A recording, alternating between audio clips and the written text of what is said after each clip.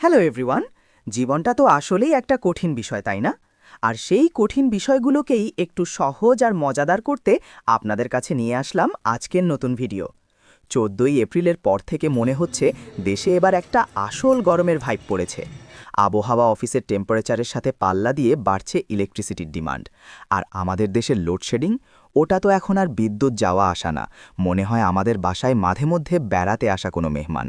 5 minute থাকে তো 2 ঘন্টা গায়েব। ফ্যানটা যখন বন বন করে ঘোরার বদলে ক্লান্ত হয়ে থেমে যায়, তখন মনে হয় যেন ফ্যানটাও আমাকে বলছে, ভাই অনেক তো বাতাস খেলাম, এবার একটু শান্তিতে বসে ঘামেন। বাসার ভেতরটা তখন চুলার মতো গরম। এই অসহ্য যন্ত্রণায় অতিষ্ঠ হয়ে আমরা সিনিয়র 2 জন বের হলাম। ভাবলাম ঘরে বসে ঘামার চেয়ে বাইরের ফ্রিতে পাওয়া বাতাসটা একটু গায়ে লাগিয়ে আসি। কিন্তু কে জানতো বাইরের বাতাসও এখন আর ফ্রি নেই। কপালটা দেখেন, ফ্রিতে বাতাস খাবো বলে বের হলাম, অথচ এখানে এসে দেখি বাতাসের উপরও এখন ট্যাক্স বসেছে। একটুখানি দিঘির পানি আর কিছু মানুষ দেখার জন্য এখন 5 টাকা দিয়ে টিকিট কাটতে হয়। ভাবছি মানুষের চেহারা দেখাটাও কি এখন পেইড সার্ভিস হয়ে গেল? দুনিয়ার অবস্থা এমন যে বাতাসটা বোতলে ভরে বিক্রি করতে পারলেও ওনারা নির্ঘাত বাই 1 গেট 1 অফার দিয়ে দিত। 5 টাকা দিয়ে ভেতরে ঢুকে দিঘির পানে এক চক্কর দিলাম।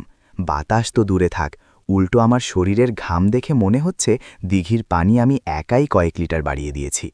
এক কোনায় দাঁড়িয়ে দেখলাম মানুষ কত আনন্দে আছে।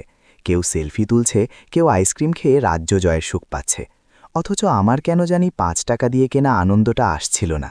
দিঘির ঢেউগুলো যেন আমাকে ভেঙচি কাটছিল। ভাই, 5 টাকা যেহেতু দিয়েই ফেলেছ, অন্তত একটা হাসি তো দাও। হাসি আর আসলো না, আসলো শুধু দীর্ঘশ্বাস। মনে হলো জীবনটা কি আসলেই এত কঠিন হতে হতো? সেখান থেকে বের হয়ে ভাবলাম অ্যাকুরিয়াম দোকানগুলো দেখে যাই। গিয়ে তো আমার চোখ ছানা বড়া। মাছ পাখির বদলে এখন সেখানে মুরগি বিক্রি হচ্ছে। শখ করে 2টা মুরগির দাম জিজ্ঞেস করতেই দোকানি বলে কিনা 11,000 টাকা। বিশ্বাস করেন, ওই মুহূর্তে মনে হলো এই দুনিয়ায় আমার নিজের ভ্যালুর চেয়ে ওই মুরগির ভ্যালু অনেক বেশি। মুরগি হয়ে জন্মালে অন্তত ইজ্জতটা বেশি পেতাম। মুরগির দাম শুনে নিজের মধ্যে একটা ইনসাল্টিং ভাব চলে আসলো। বউকে বললাম, চলো গ্রিল চিকেন খাবো না, খাসির কাবাব খাবো। মুরগির কাছে হেরে গিয়ে অপমানিত হওয়ার চেয়ে খাসির কাবাব খেয়ে মনের মধ্যে একটা কঠিন ভাব নিয়ে আসলাম। ভাবলাম অন্তত কাবাবটা খেয়ে নিজের সেলফ রেসপেক্ট একটু উদ্ধার করি। সবশেষে চলে গেলাম আমাদের প্রিয় চটপটি মামার দোকানে। ভাই, চটপটি আর ফুচকা নাকি মেয়েদের মেইন ডিশ। এটা না খেলে নাকি তাদের পেট আর মন দুটোই খালি খালি লাগে।